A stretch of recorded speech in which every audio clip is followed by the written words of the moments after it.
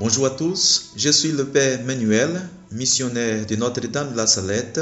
Je travaille au Conseil général de la congrégation ici à Rome. Toute la création gémit de réconciliation. Si la récolte se gâte, c'est de votre faute, nous dit Marie.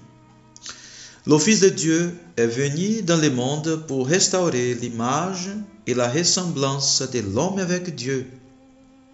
C'est à cette créature que le Créateur a confié la domination du monde, mais plus précisément pour guider la terre.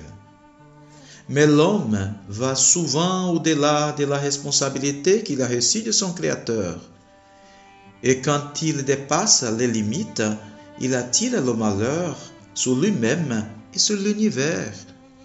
Le message de la Vierge à la Salette montre exactement le décalage existant entre la nature et l'homme. Chaque fois qu'il ne travaille pas en harmonie avec Dieu, la détérioration de la récolte est ressentie comme une punition de Dieu, car l'homme veut être autosuffisant. On sait qu'un humanisme sans Dieu conduit à des catastrophes incalculables. Considéré par Saint Jean-Paul II comme le cœur des prophéties de Marie, dans le message de la Salette, la dénonciation de l'état moral déplorable du monde qui s'incarne dans l'indifférence religieuse ressort en premier.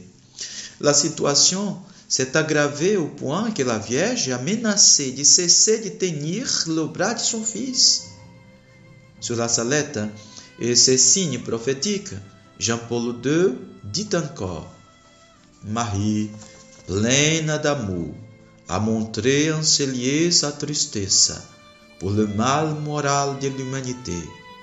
À travers ses larmes, elle nous aide à mieux comprendre la gravité douloureuse du péché, le rejet de Dieu, mais aussi la fidélité passionnée que son Fils nourrit pour ses enfants. Lui, le Rédempteur, dont l'amour est blessé par l'oubli et le rejet.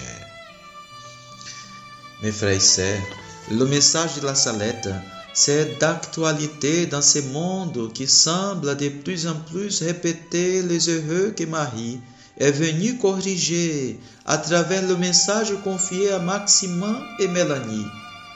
La soumission au Christ, la pénitence et une vie pleine de prières sont les grands ingrédients que la belle dame nous propose pour notre réconciliation consécutive avec Dieu. Ce caractère prophétique de l'apparition de la Salette est évident dans les signes qu'elle apporte elle-même, le symbole contenu dans le grand message de Notre-Dame de la Salette. La croix au centre, à gauche le marteau et les tenailles à droite. Alors que le marteau symbolise le péché de l'humanité qui clut Jésus crucifié, les tenailles symbolisent la prière et la conversion. Notre mission d'ambassadeur du Christ nous conduit à assumer la responsabilité que Marie a confiée aux voyants, aller vers tous, c'est-à-dire à rappeler aux gens le devoir de se laisser guider par l'unique Maître Jésus-Christ.